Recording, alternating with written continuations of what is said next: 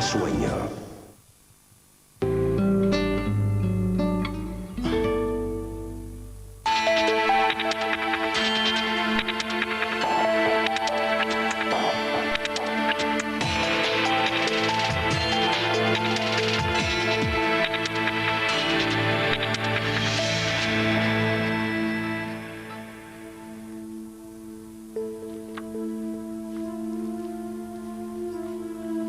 Señoras y señores, muy buenas noches. Tal y como les veníamos anunciando el pasado lunes y como los hemos ido recordando a lo largo de toda esta semana, el programa de hoy va a cambiar de alguna manera lo que hasta ahora han venido siendo los contenidos de Otra Dimensión, porque creemos que es perfectamente posible unir dos elementos. Por un lado, el mundo de lo desconocido, del poder de la evidencia y de los videntes, y por otro, un tema de actualidad que está tristemente de actualidad porque se cumplen ahora 10 años, es el caso Alcácer. Y hay una pregunta muy importante todavía en el aire.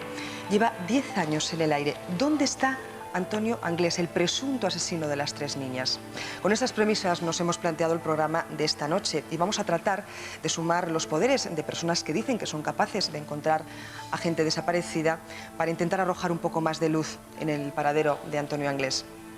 Pero no solo esta noche vamos a abordar este tema, también vamos a intentar dar un poco de luz a familias que tienen algún miembro desaparecido. Y para ello vamos a contar con la ayuda de 2 especialistas, de 2 videntes de reconocido prestigio en el mundo de la parapsicología. También vamos a contar con especialistas en el caso Alcácer. Antes de presentárselos, si les parece... No, me dicen que primero les vamos a presentar antes de pasar a ver las imágenes. Hoy nos acompañan Leonor Alasraqui. Ella es una prestigiosa vidente con una larga trayectoria profesional. En numerosas ocasiones muchos familiares de desaparecidos han recurrido a ella para que aportara datos acerca de su paradero con resultados positivos. Colabora con diferentes medios de comunicación, entre ellos el periódico El País. Leonor, buenas noches, bienvenida. Gracias. También nos acompaña Pedro Bonet. El señor Bonet es radioestesista desde hace 15 años, pertenece a la Junta Directiva de la Delegación en Baleares de la Federación Española de Parapsicología y Ocultismo. Y como especialistas en el caso Alcácer nos acompaña Jerónimo Boloix. Él es ex policía y periodista, investigador del caso Alcácer y de la fuga de Antonio Anglés. Buenas noches. Hola, buenas noches. José María Garzón es criminólogo y fue el abogado de la acusación particular de las familias de Fernando García y Fernando Gómez durante el juicio de Miguel Ricard. Buenas noches, bienvenido. Nos acompaña también Ángel Colodro, periodista y autor del libro Fugitivos, libro que dedica un capítulo a la fuga de Antonio Anglés. Bienvenidos a todos. Les recuerdo que desde este momento ustedes tienen una línea telefónica a la que pueden llamar por si tuvieran alguna pista del paradero de las personas de las que aquí vamos a hablar. También nos acompaña esta noche Roberto Anglés. Él es hermano del presunto asesino de las niñas de Alcácer. Si les parece a todos ustedes, vamos a recordar aquella triste historia de la que se cumplen el próximo miércoles 10 años con estas imágenes. A punto de cumplirse una década de su desaparición, las huellas de Antonio Anglés, el presunto autor del asesinato de las niñas de Alcácer, siguen siendo rastreadas por medio mundo sin que hasta la fecha haya trascendido su localización. Todo comienza el 27 de enero de 1993 en La Romana, un paraje de la comarca valenciana de la Ribera, cuando se descubren enterrados los cadáveres de Toñi, Miriam y Desiré. Junto a la fosa se localiza un parte médico a nombre de Enrique Anglés Martins, que será detenido junto con su amigo Miguel Ricard, quien confiesa su participación en el secuestro y posterior asesinato de las niñas, a la vez que acusa a Antonio Anglés de ser el autor material de los crímenes. Inmediatamente comienza su búsqueda. Esa misma tarde, un equipo de la Guardia Civil acude a la vivienda familiar de los Anglés en Catarroja, un municipio próximo a la ciudad de Valencia. Al saberse acorralado, Antonio salta por una ventana a la terraza del edificio contiguo y se inicia una de las huidas más espectaculares que se conocen en nuestro país. En un taxi llega hasta Turís. En algún momento del camino hace una llamada telefónica a su casa desde la localidad de Alborache y deja registrado en el contestador automático un mensaje para Miguel Ricard, que en ese momento comparte vivienda con la familia Anglés. Localizada la llamada, los agentes de la Guardia Civil se presentan en Alborache, pero Anglés consigue esquivarlos de nuevo. En Valencia trata de cambiar su identidad. Se tiñe el cabello, se hace fotos de carné e intenta pasar la noche en una pensión cercana a la Estación del Norte. pero una vez más es acorralado y elude el cerco policial para dirigirse a Villamarchante, a escasos kilómetros de la capital del Turia. Aquí obliga a un vecino a que lo lleve en su coche al municipio conquense de Minglanilla, donde se esconde en los bajos de un camión. Pero al darse cuenta que el vehículo viaja en dirección a Valencia, lo abandona, roba un coche y llega hasta Graja de Iniesta.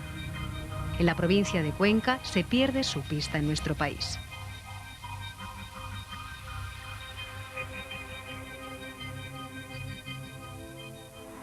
Días más tarde aparece su supuesto rastro en Portugal. Un confidente indica a la policía de Lisboa que ha visto a Antonio Anglés en una chabola de São Pedro de Trafaría con un drogadicto. Cuando llega el inspector de homicidios de la policía española a Lisboa, el supuesto fugitivo ha desaparecido, no sin antes comunicarle a su compañero la intención de huir en un barco a México o Brasil. Nuevas suposiciones sobre su paradero lo sitúan a bordo del City of Plymouth, un buque que viaja en dirección a Liverpool.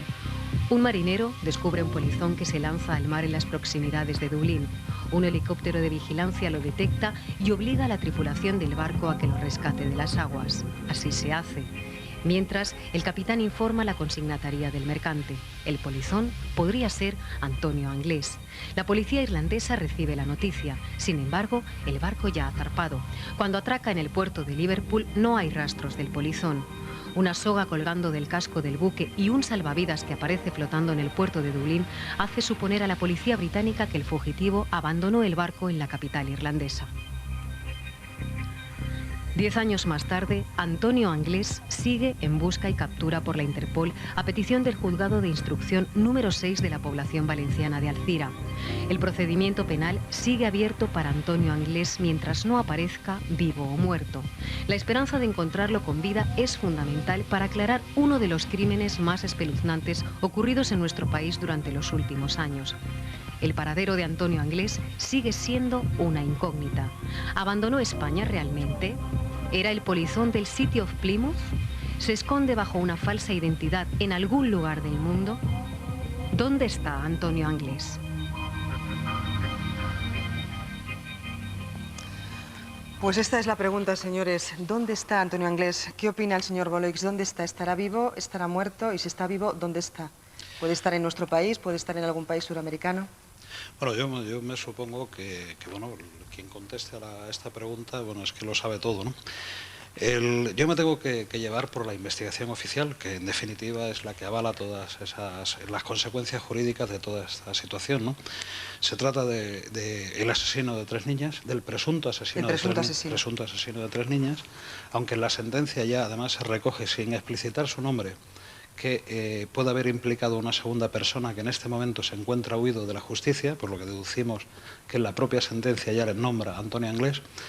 Y como digo, yo me tengo que fiar por la investigación oficial, y todo lo que aquí se ha dicho en este resumen, pues es lo que figura en el sumario. La experiencia nos dice que si hubiera lanzado o le hubieran lanzado del barco, en las circunstancias, en las fechas en las que estamos hablando, Antonio Anglés hubiera muerto por hipotermia en cuestión de menos de media hora. ¿Hubiese aparecido su cadáver entonces? Sí, lo normal es que hubiera aparecido su cadáver sin ninguna duda. Por eso, o sea, es una pregunta que no se puede contestar en este momento, porque aunque no hubiese sido en avanzado estado de descomposición, quiere decir, al cabo de un tiempo hubiese podido aparecer, ¿no? Sí, lo razonable es que sí, aunque hay innumerables casos de polizones que han arrojado al mar, a veces porque los encuentran las tripulaciones y los tiran así de crudo es, y del cadáver nunca más se supo. ¿Y José María Garzón qué opina? Pues yo, discrepando del señor Boloix, la versión oficial, la verdad es que no mantiene ninguna tesis fidedigna. Están hablando de hipótesis, se lanzan cuestiones más o menos creíbles, versiones que dicen en diferentes ocasiones, en este caso el capitán del mercante, pero ninguna con una consistencia suficiente como para tener ni siquiera la presunción de que eso puede ser medio real. Yo entiendo, y partiendo quizás desde el momento de la huida, que fallan o faltan muchos cabos desde el principio de esa huida. Para mí, yo creo que Antonio Anglés nunca estuvo en la casa en donde fueron a registrar, entre otras cosas porque sabía que le estaban buscando. Antonio Anglés se supone que es el asesino de las niñas. Se supone que hay un periodista que filtra la noticia antes de que vayan a detener, es decir, han aparecido los cadáveres de las niñas, se dan en una radio local y van directamente ya a detener a los asesinos. Era un caso que había provocado una gran alarma social y de repente todo se encamina hacia la casa de Anglés. Si realmente Pero se encamina todo porque encuentran un papel con su nombre, ¿no? con el nombre de un hermano de Anglés. Exactamente. Es un parte de asistencia hospitalaria, además un parte en el que se establecía que padecía unas enfermedades relacionadas con el aparato sexual, y parece ser que de repente llamaban directamente a esa zona. Quizás esos periodistas sirvieron de eco y evidentemente si alguien perseguía la sombra de Antonio Anglés es el momento adecuado como para irse. Tenemos que además recordar, Sí. que Miguel Ricard viene de comprar unas bolsas de naranjas, así se lo manifiesta la Guardia Civil, y evidentemente no se ha enterado de la noticia. Le pilla completamente de sorpresa. Efectivamente. ¿Y Ángel Colodro qué opina de esa... ¿Dónde puede estar? ¿Está vivo? ¿Está muerto? Y de esa fuga tan espectacular. Yo es que pienso que plantear la posibilidad de que Antonio Anglés está muerto no tiene ninguna base. Pero tampoco de la que esté vivo, porque nadie tiene noción ni de una cosa ni de la otra, ¿no? Bueno, naturalmente, nadie tiene noción, pues porque todavía está en paradero desconocido, pero hoy mismo yo he sacado la orden de Interpol, que está en vigor. La orden de Interpol de busca y captura renovada. Policía, Guardia Civil e Interpol siguen con el caso renovada abierto. en noviembre del año pasado, y desde luego si hubiera alguna evidencia de que estuviera muerto, no habría que buscar un individuo. Tenemos que tener en cuenta que la supuesta hipótesis de que Anglés está muerto se lanza por parte de los medios policiales porque es una técnica policial para buscar a un delincuente en fuga. ¿Por qué es una técnica? Y esto lo hemos visto recientemente con Bin Laden, que se le ha dado por muerto muchísimas veces. ¿Por qué? Se trata de desmoralizar en ese caso a sus tropas, y aquí lo que se trata es de ponerle nervioso a Antonio Anglés, de que le llegue la noticia de que de que se le da por muerto y pueda cometer, en su seguridad que lleve, pues pueda cometer un error que conduzca a su detención. Aparte de esa especie que se lanza de la posibilidad de la muerte, lo que deja trata de tapar un fracaso policial enorme, policial o de las fuerzas de seguridad, porque no hay que olvidar que Antonio Anglés, como ha dicho el reportaje, se fuga de la puerta de su casa cuando le van a detener. Exista un periodista o no exista un periodista que conozca la noticia, se produce una celeridad tan grande en el momento del hallazgo de los cadáveres, que aparece el papelito de Enrique Anglés, no se confirma ni siquiera si era Enrique Anglés el que había ido al hospital, y entonces se va a detener a Enrique Anglés sin tomar las mínimas medidas de seguridad normales que estamos acostumbrados a ver en las películas. Y Anglés se fuga en las narices de la Guardia Civil. Señor Bolois. Sí, bueno, vamos a empezar a poner un poquito de orden si ponemos, ¿no? Hablaba en primer lugar el señor Garzón de que la versión oficial pues la pone en duda. Aparte de la versión oficial, ¿qué versión hay? ¿Y qué prueba hay de que lo que se ha recogido en la información policial no sea la información adecuada? Eso es la primera hipótesis, porque aquí estamos hablando siempre de la versión oficial. ¿Contra qué otra versión? ¿Contra las tendencias especulativas de un par de sujetos que se exhibieron en la televisión sin ningún tipo de garantías y sin ningún tipo de pruebas? Eso, por favor, para terminar un poquito. Dice que Anglés no estaba en la casa. Anglés sí estaba en su casa. Anglés estaba en su casa cuando fue a detenerle a la Guardia Civil y se lanzó por la ventana. Y no solamente la información que da la Guardia Civil, que fue a detenerle con todas las garantías del mundo. Encuentran... No, a Antonio no, fueron a detener a Enrique. Y van a su casa y allí pasa lo que pasa. Pero bueno, después... se tira por la ventana. ¿Es posible ese salto? Sí, es posible. ¿Es posible? Tan posible como que lo hizo. Él vive en un cuarto piso, pero la parte que recae por la parte trasera hay una terraza que mide, o sea, la distancia es 3 metros 65 centímetros. ¿De ancho? No, de altura. Desde la ventana que se tira Antonio Anglés hasta el tejadillo aquel son 3 metros 65 centímetros. Es fácilmente... Que posteriormente en el barco City of Plymouth se tira también desde la altura del barco, para que veas tú. Pero un barco es muchísimo más, tiene una altura más considerable de 3 metros. Más, sí. Y se tira a un bote. Sí, Él pero lanza entonces, un bote y se en este tira. caso que se ha cuestionado Sí, sí. siempre decir, porque se da la información a medias. ¿Cómo se va a escapar Antonio Anglés si vive en un cuarto piso? Leñe, porque detrás hay una distancia de 3,65 m, no se tira de un cuarto piso. En todo caso, sigue siendo una distancia considerable y cualquier persona se cae y se puede romper las piernas. Sí, pero una persona, Carmen, se descuelga y una persona de 1,75 como es él, con los brazos estirados, agarrándose de la ventana, por ejemplo, o ayudándole con una sábana atada, que puede ser, a lo mejor Roberto después nos da Jerónimo, alguna si le parece, aclaración. tenemos aquí a un, Sí, sí. a un miembro directo de su familia. ¿Cree usted que su hermano era capaz de saltar 3 metros Hombre, sin ningún no problema? son 3 metros. Es una ventana y tampoco cae para abajo. Es una ventana que tienes que saltar lateralmente a un tejado que hay. Y serán 2 metros y algo. O sea que lo puedo saltar yo, lo puede saltar cualquier otra persona. Sin ningún problema, es Sin fácil, ningún ¿no? problema. Roberto, ¿cuándo fue la última vez que usted vio a su hermano? Que yo vi a mi hermano, pues 1 mes o 2 antes de que lo buscaran. ¿Y la última vez que supo algo? ¿Que supe algo? Pues en las noticias, en la tele.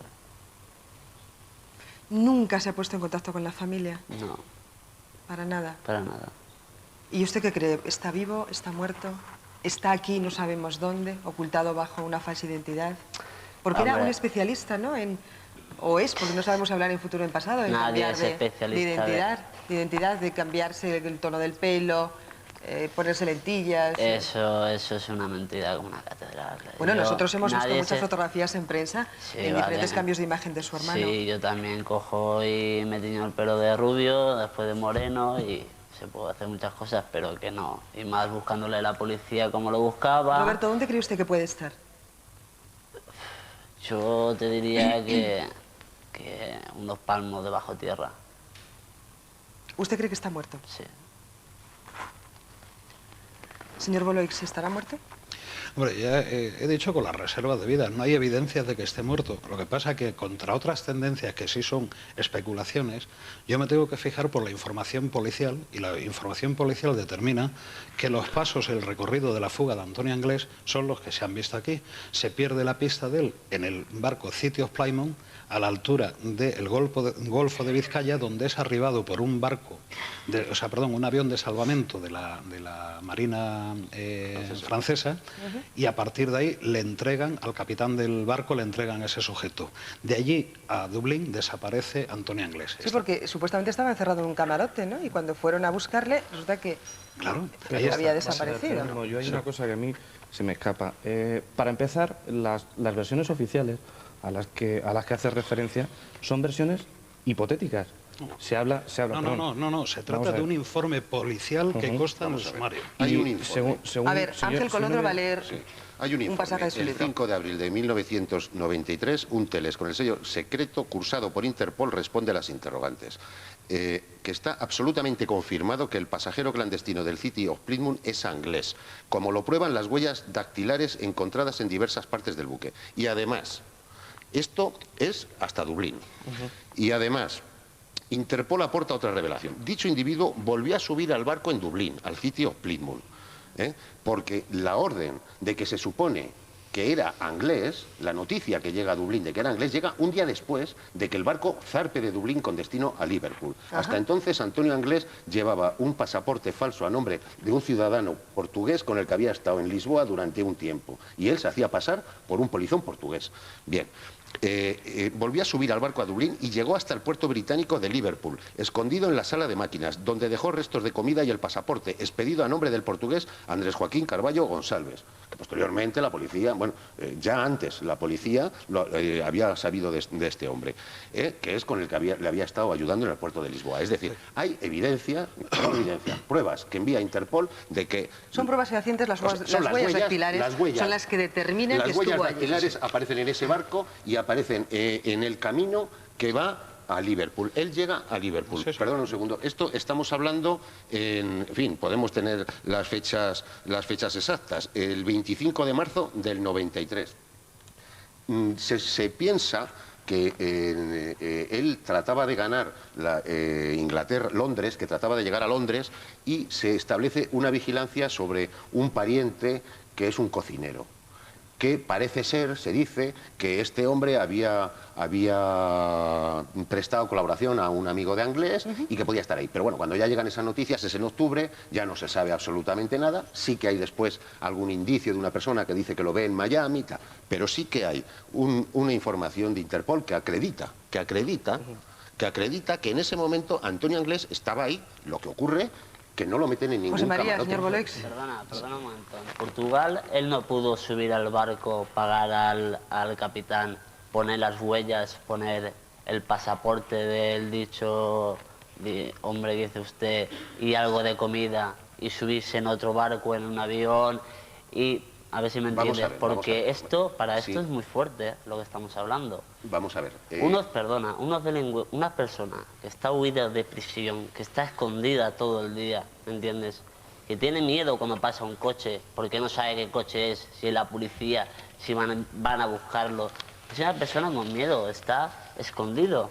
Entonces no va a ir a hacer otro mal. Eso es de momento. El chaval está escondido, ¿no? Tú, imagínate eso. Él está escondido. Entonces tú me quieres decir que después de hacer todo lo que se hizo, no se le encuentra un pelo, no se le encuentra nada, ni semen, no se le encuentra nada. Ni de Antonio ni de Ricard. Y Ricard está pagando prisión, perdona. Y Ricard está pagando prisión. ¿Me entiendes lo que te quiero decir?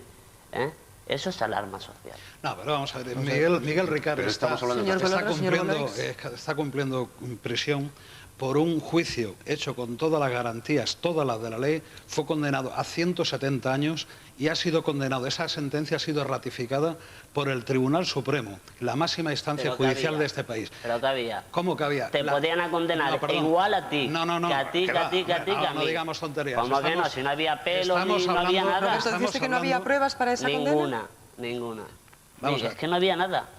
No había nada ni de él, ni de mi hermano. Es que no hay de nada. todas las maneras, es decir, yo les recuerdo a todos ustedes, que no estamos cuestionando aquí para nada el caso Alcácer. No estamos cuestionando eso. La pregunta es muy clara. ¿Dónde está Antonio Anglés? ¿Está vivo? ¿Está muerto? Si está vivo, ¿dónde puede estar? Para eso necesitamos la colaboración, no solamente de los expertos, de los señores videntes, sino también de todos ustedes que están en casa. Les recuerdo que tenemos un teléfono 902-102-333. ¿Y qué piensan al respecto? Nos pueden llamar y nos lo pueden contar. Estaremos encantados. De cualquier manera, si me permite, por lo que hemos hablado antes... bueno, venga. A ver, José María, quería hacer... Vamos a ver, no se está tratando de desmontar una versión oficial. Lo único que se intenta, si te leo además de ese informe de Interpol, dice el contramaestre, si no me equivoco, se llamaba Willing John Jones, que le ordenó que lo encerraran en un camarote, textualmente, pero el polizón no estuvo allí mucho tiempo. El contramaestre John... En ese informe, y posteriormente se lo ratifica a policías españoles, dice: creemos que se escapó por la ventana de un camarote de muy escasa dimensión, que hay 2 cerrojos en la puerta y que habría necesitado una llave para abrirla.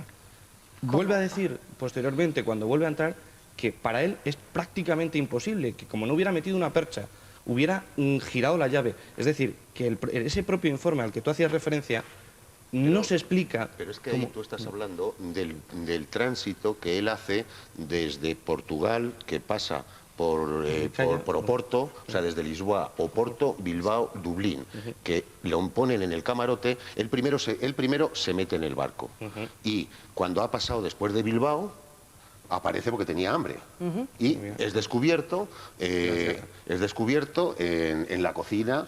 Es descubierto, y entonces él dice, no, que soy un polizón portugués y tal. Entonces cogen y el capitán dice, bueno, pues usted queda pues bajo custodia del barco. Bajo custodia del barco, pero no le ponen ninguna medida de seguridad, porque en un barco, piensan, es un polizón, no se va a tirar al agua. Un pequeño paréntesis. Tengo entendido que Neusa, luego después la madre, su madre, vamos a ver unas imágenes de ella, pero ella dice que él se escapó con 2 millones de pesetas. Con 2 millones de pesetas. Es que dinero suficiente para un pasaporte falso. 900.000 pesetas al menos en dólares en Lisboa, a través de este chico con el que tenía el pasaporte, cambio de divisas. Es decir, podía tener complicidad incluso de alguien del barco. Es que eso parece ser lo que el propio contramaestre subir a un barco de polizón sin tener complicidad de un marinero. Porque en todos los barcos, cuando están atracados en puerto, hay una vigilancia y hay una serie de cuestiones. Pero bueno, esto nunca se ha demostrado si ha podido existir. ¿Puede ser factible que se meta en el barco Puede ser sin que le factible, vean. sí. El planteamiento es que puede Difícil, ser factible pero- las dos tesis. Claro. Es decir, puede ser factible una Pero y yo el otra. informe que me refería es que después llega a Dublín, cuando llega a Dublín, efectivamente, aparece el salvavidas el chaleco salvavidas en el agua, miran una inspección de rutina, porque nadie sabía en Dublín que era una persona buscada por un triple asesinato. Nadie lo sabía en Dublín. Simplemente iban a un polizón. Entonces tampoco le dieron no le dieron importancia. Y no aparece y el barco zarpa. Y lo que dice ese informe es que posteriormente, en el tránsito de Dublín a Liverpool, es cuando aparecen los restos de la comida en la sala de máquinas y se acredita que había estado ahí. Es decir, que llega a las costas inglesas. Cuando le meten en el camarote, es después de lanzarse al agua, cuando es descubierto en la cocina, le dicen, bueno, pues que se quede aquí, que se quede en el barco y ya lo entregaremos a las autoridades. Él, entonces, bota un bote y se lanza al agua y cae a la deriva. Pero es se descubierto. lanza al agua por ese al bote. pequeño... por la ventana de un camarote, porque claro, eso es de unas dimensiones realmente muy estrechas. Un momento, es que igual me estoy yo explicando mal. En un primer momento, cuando él es detectado en el barco, no le ponen en ningún camarote, lo dejan en el barco en plena libertad, dentro del barco, porque ya el barco es suficientemente seguridad y que no se va a fugar. ¿Qué ocurre? Que él intenta fugarse del barco y echa un bote, y se tira al bote y se deja llevar. Es cuando el capitán del barco llama a la policía de fronteras francesa y envían un helicóptero. Y el helicóptero no se sabía que era inglés, porque si no lo hubieran detenido en ese momento. Y ese helicóptero es el que detecta el barco, la barca donde se había fugado, le detecta, hace que el City of Plymouth vuelva a buscarle, y entonces sí, entonces es cuando le meten en el camarote a posteriori. Roberto, ¿cree usted que su hermano es capaz de hacer todas estas cosas? Porque suenan un poquitín a película, ¿verdad? Pero Ir a película Portugal, de ficción. llegar, es de ficción. ¿Usted cree a su Mira. hermano con una capacidad de inteligencia que Mira, nadie de dura para momento, nada, que sean ustedes, que de repente pueda hacer todo ese despliegue? No hacer... lo creo. De momento no lo creo. Después, un camarote, todos sabemos el pequeño pestillo o grande pestillo que puede haber. Una persona de, yo, ¿qué te diría?, de poco peso, de una buena patada, es que se va a la puerta del camarote esa y la continúa hasta el Ya, agua, pero ¿me eso entiendes? haría suficientemente Entonces, ruido como para alertar a la tripulación en ay, un pues momento dado. eso es lo que te digo, lo cogerían, lo atarían, harían algo, ¿no? Entonces, ¿por qué no mi hermano cuando paró el barco donde al final terminó parando? Y entonces, ¿por qué no estaba mi hermano? Mi hermano se echó al agua cuando había una especialista con un traje. ¿Qué cree usted que pudo pasar? Conociendo usted a su hermano, porque claro, usted tenía usted 21 años cuando todo esto ocurre. Sí. Usted ha vivido con él toda la vida, me imagino, Sí. lo conoce suficientemente. Yo creo que eso fue un bulo de alguien, yo qué sé, de alguien que hizo una maldad ahí muy grande y lo que quiso es pues cargar la pena a alguien y mira, y se la llevó él y otro. Señor Boloix, Repito que hay una sentencia ratificada por La el Tribunal sentencia, Supremo. perdóname. Mira, vamos a ver, ¿me dejas que termine la exposición? Termina. Hay una sentencia de 170 años de cárcel ratificada por el Tribunal Supremo, que es la suprema instancia judicial de este país. Punto y final. No creo que también en toda esta historia también esté implicado, comprado o no sé qué, el Tribunal Supremo, porque es que esto ya es. Y en cuanto a lo rocambolesco de la fuga, tú podrás decir lo que tú quieras, pero hay una evidencia y es que la policía ha encontrado huellas de Antonio Anglés en el barco, lo cual quiere decir que contra todo eso no se puede decir nada más. Allí ha estado. Que no sabemos cómo se ha escapado, evidentemente, que no sabemos si está vivo o muerto, naturalmente, que es en la hipótesis de que se hubiera tirado o que le hubieran tirado para quedarse el dinero, que pudiera ser, Antonio Anglés estaría muerto si lo hubieran tirado allí, porque allí la temperatura del agua es de 7-8 grados. 7-8 grados. gélida. Es gélida, o sea, en media hora Había estás inflado como un globo. tieso. Y que ha sido de otra manera y que está fugado, pues ojalá esté así, se ha detenido Como está diciendo, pero no juzgado. desintegrado. Y en algún momento hubiera aparecido ese Bueno, cuerpo. ¿conoces, Y nunca Ángel, apareció. ¿conoces algún caso en que no hayan aparecido los cuerpos? Mira, Hombre, sí, claro, Claro. que sí. perdona, ¿Por qué perdona no un puede momento, estar? Estamos oye, en el por terreno favor. A de ver, las hipótesis Roberto. de alimentar Perdona naturalmente. un momento, naturalmente perdona un estamos. momento. Ángel, espera un momentito. Cuando encontraron a las niñas de Alcácer, ¿tú sabes quién las desenterró? Los dos hombres que encontraron a las niñas, que eran cazadores. ¿Cuándo se tenía que haber hecho un cerco de primero de 25 Yo quisiera metros? recordarle a Roberto y a todos los que estamos aquí y a toda la perdona. gente en casa No, pero es que esto es muy importante. no estamos... Sí, pero Ya, es yo que es muy quisiera recordarle, importante Roberto, porque entonces quisiera recordarle que eso lo aquí tiene que no hacer un estamos juez, en lo tiene que hacer absoluto un juez, lo tiene que tratando hacer el caso gente. Alcácer como tal, Roberto. Estamos hablando con una única y exclusivamente Pero es que del chafaron paradero todas las pruebas. de Antonio por Inglés. favor. Nada más, eso es lo que se plantea otra dimensión esta noche de manera especial. Vale. ¿Dónde está? ¿Está vivo? ¿Está muerto? Y para ello contamos, bueno, Hombre, pues, pues me con gustaría diferentes saberlo. posiciones. Me gustaría Pero no saberlo. estamos, les recuerdo, tratando el caso Alcácer de forma general, del cual se ha hablado muchísimo, y este programa no está haciendo referencia hoy a ese caso, sino a una persona en particular. Pues me gustaría saberlo. ¿Qué dicen las cartas, Leonor Alarraqui? Usted como especialista en encontrar a personas desaparecidas, ¿qué dicen sus cartas? ¿Está vivo? ¿Está muerto, Antonio Inglés? Yo lo que veo es que se le da por muerto, pero está vivo. ¿Está vivo? Sí, ha logrado escapar, ha pagado mucho dinero, ha logrado escapar y está en algún lugar de América del Norte. Yo en mis cartas lo veo con vida y que no se lo va a encontrar además. No se le va a encontrar. Nunca. ¿Usted no prevé? No, no se le encuentra. Está en la tesis del señor Colodro. ¿Y no se le va a encontrar, dice usted, Leonor? No. ¿Por qué no? No lo sé. No hay porque posibilidad no ninguna. sé. Está Pero vivo y está en algún país de América del Norte. Es que se puede ¿Y Pedro Bonet? Vamos a ver qué Perdón. opina. Pedro. Bueno, pues yo, por mi sistema de percepción, a través de la radiestesia, lo que encuentro es que este señor está muerto, ha fallecido. Está muerto. Sí. Aquí tenemos dos puntos de vista realmente distintos, como pueden ver. Está muerto. Sí. ¿En qué se basa Pedro Bonet para decir que está muerto? Bueno, una energía viva o encarnada, digámoslo así, tiene una vibración, es como una frecuencia, ¿no? Igual que podríamos decir una frecuencia corta o larga.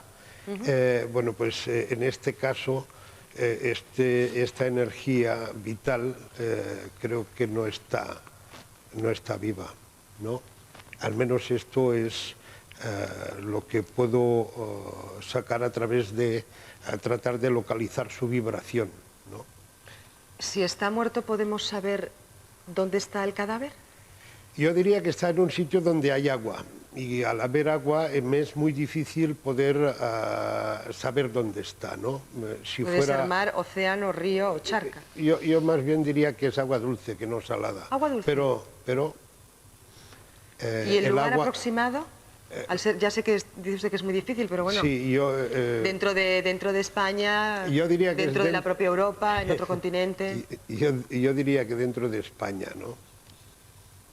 Bien, la tesis del señor Bonet es que está muerto en agua dulce y que puede estar en España. Sí. Y la teoría de Leonor, que está vivo, Está vivo. y que está en un país de América del Norte. Vamos que- a avanzar. Con otra gente que está enfermo, no está bien Está de enfermo. salud. Está enfermo, pero está con otra gente y no se le encuentra. ¿Por qué? No lo sé, pero no se le encuentra. ¿En Por qué lo menos nos por muchos basamos para años. decir que no se le va a encontrar? No pueden dar con el rastro de él, es Es tan escurridizo. tan escurridizo, exactamente. Leonor, ¿hay alguna posibilidad de que este hombre haya cambiado de identidad, se haya operado la cara, puesto Sí, que se- tenía, bueno, pues se había ido con 2 millones? Operado Presuponemos no. que puede haber conseguido dinero por otros medios. ¿Puede haberse operado la cara, haber cambiado completamente su aspecto para que nadie le reconozca? Porque su foto ha sido difundida por el mundo entero. Operado, no sé, yo vi que en las cartas lo que he visto es como que ha dado el dinero para escapar, ha escapado y ha estado pagando para salir, a escapar. Pero operado, no sé, lo que sé, quizás se ha confundido ya con otro grupo de gente. Es Quizá, que han pasado 10 años y en 10 años una claro, persona se ha puede cambiar confundido ya muchísimo con otro también, tipo ¿no? de gente, ya es muy difícil encontrarle. Señor Colodro, ¿qué opina sobre la teoría de Bueno, Leonor Alarraqui? No sé qué decirte. Puede ser, es cierto que el último dato o uno de los últimos datos que se tiene es en verano del 94. Hay un ciudadano cubano casado con una española que cuando llega aquí al aeropuerto de Cantabria que era donde era su mujer, asegura, ve un cartelón con la fotografía de Antonio Anglés, de que se le busca, y acude a la policía y asegura que ha estado con él en Miami. Es decir, lo cual pues, coincidiría un poco con lo que dice. Se investigó, tampoco se pudo llegar a cerciorar. Yo, vamos, insisto... La posibilidad de movimiento de este hombre, es decir, que en el momento que tiene la más mínima premisa de que le están buscando, imaginemos, en Cuba, en Chile o en cualquier otra parte del mundo, la habilidad para escaparse es impresionante, entonces. Yo es que considero que si él consiguió ganar Brasil, es muy difícil. Es más, puede ocurrir que él cometa un delito, no de esta importancia. ¿Se arriesgaría a cometer otro delito? Pero puede ocurrir que él esté ahora mismo preso en una cárcel brasileña y nadie lo sepa. Pero ¿Es posible que esté preso en una cárcel brasileña y las autoridades? No, allí con una identidad. Basta con que tú digas cuál es tu nombre. Claro. Allí la gente no está documentada como aquí. No es como eso. O sea, no, allí la gente no está habituada a tener su documento de identidad. Hay países donde eso no existe, ni lo han visto. ¿Me quiere usted decir que en Brasil? Sí, en Brasil. En la zona profunda de Brasil, vamos, allí seguramente... ¿Puede haber alguien en la cárcel y no sabemos quién es? No, vamos, con absoluta seguridad que pudiera darse esa situación. No quiero decir que eso se vaya a producir, es decir, que si él ha conseguido ganar la tierra americana en Brasil, Miami ya, en fin, me parece más difícil de burlar la acción de la justicia, de la policía, ¿no? ¿Lo es? Miami sería más complicado. Más complicado. Sería ahora, bastante si él ha más complicado. A Sudamérica, y yo no creo que lo hiciera, y menos en estos momentos. Y menos en estos momentos. De hecho, un ciudadano cubano casado con una nacional española cuando vino aquí dio esa información a la Guardia Civil y eso se trasladó a través de un rogatorio a la DEA, a la Oficina Antidrogas de Estados Unidos, que se encargó de rastrear aquella zona y no lograron ningún dato de Antonio Anglés. Es decir, es factible, si la tesis que yo estaba defendiendo es que es factible tanto una tesis como la contraria. Es factible que fuera el ciudadano español que vio el ciudadano cubano. Sí, creyó que era una persona que no era. Está claro. Igual que creyó, como en muchos casos en estas investigaciones ha sucedido. Recordemos cuándo fue la última vez que se tuvo alguna pista creíble o no creíble. En el año 96. Fue la última. Una brasileña. Con posterioridad, cada vez que hay una noticia de un avistamiento de Anglés, se pone en marcha un dispositivo en su búsqueda, vamos, sin ningún lugar a duda, ¿no?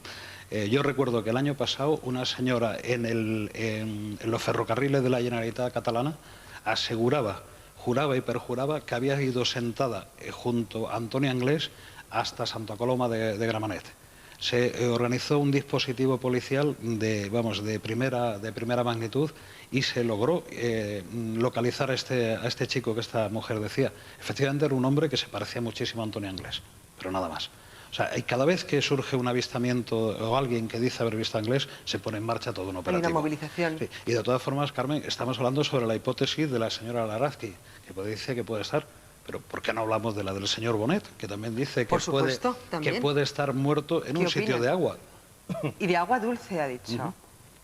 No ha dicho de agua salada. Porque tanta virtualidad tiene una teoría como la otra. Esa tesis, parece ser que cuando supuestamente se baja del City of Plymouth, hay una ciudadana inglesa que incluso le vende latas y dice haberle visto. O sea, mantenemos que pueden ser las dos tesis las posibles.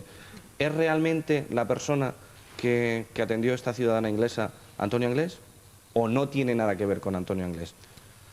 Esa es la tesis, o esa es quizás lo que el señor Bolois decía al principio. Quien esté en posesión de esa verdad o quien sepa esa cuestión es... Claro, por eso nos planteamos nosotros hoy este programa. Después de 10 años, que se cumplen el próximo miércoles, pues están todas las hipótesis abiertas y la pregunta clave y fundamental es saber dónde está, si está vivo, si está muerto, y ustedes, pues bueno, nos estarán dando las claves. Hay que tener también en cuenta un dato, y es que ya cuando se comete el crimen, Antonio Anglés era un fugitivo de la justicia. Claro. Es decir, Antonio Anglés no se fugó a raíz del descubrimiento de los cadáveres. Antonio Anglés ya era un fugitivo, era una persona que desde la Semana Santa anterior, es decir, llevaba unos meses, que después de un permiso penitenciario, por un delito que ya estaba condenado, referido a unos malos tratos hacia una novia que había tenido, sale de permiso penitenciario y no regresa. cuando le quedaba un año de cumplir. Es decir, introduciéndose en la psicología de este hombre, él se arriesga, se fuga de la cárcel cuando le quedaba un año, es decir, su ansia de liberación, de libertad, es tan grande que permanece durante todo ese tiempo refugiado en una guarida, en la montaña, al estilo de los bandoleros de antaño que se refugiaban en la sierra. Él permanece ahí, que es ahí precisamente, en la finca La Romana, donde aparecen los cuerpos, fugitivo ya desde hacía bastantes meses. ¿Cuántas veces fue detenido Antonio Anglés por la justicia? Antonio Anglés fue detenido en más de 20 ocasiones. En más de 20 Sí, ocasiones. sí, y por diferentes delitos, delitos contra la salud pública, atentado, resistencia, robo con intimidación, o sea, todo en fin, te podrás imaginar. Lo que pasa es que yo creo que te equivocas, Ángel, cuando él se fuga, o sea, él no regresa al permiso, es el 12 de marzo de 1992, incomprensiblemente, solamente lleva cumplido de una condena de 8 años y 4 meses, 8 años y 8 meses que le han impuesto, solamente lleva cumplido 7 meses. A los 7 meses ya es clasificado en segundo grado con derecho a permiso. Él tiene un primer permiso en Navidades, las Navidades anteriores, Roberto lo podrá ratificar, Y regresa. Disfruta de ese permiso. ¿Y regresa? Sí, regresa y automáticamente el siguiente permiso, que es del día 5 de marzo al 12, el día 12 ya decide no volver y a partir de ese momento es, como ha dicho el señor Colodro, se convierte en un superviviente. Él está en la caseta de Alborache, en la caseta de La Romana, con todo el apoyo logístico y demás de algunos de sus hermanos, Miguel Ricard y todos sus amigos que están alrededor de él siempre pululando porque pues él es un poquillo el líder de aquel grupillo. Fuera de la ley. Sí. Es decir, es que la psicología de Antonio Anglés, porque decimos, ¿cómo ha podido ser que se lanzara del barco? ¿Cómo podemos definirle, señor Colodro, psicológicamente a este personaje? Bueno, eso tendría que ser un psicólogo el que, pero vamos, de lo que usted conoce, yo creo que caso. Es el fugitivo por excelencia. Es decir, hubo otro en España que fue el Lute. El Lute era un fugitivo, una persona que ya le podían condenar a lo que fuera, que él necesitaba vivir en la libertad.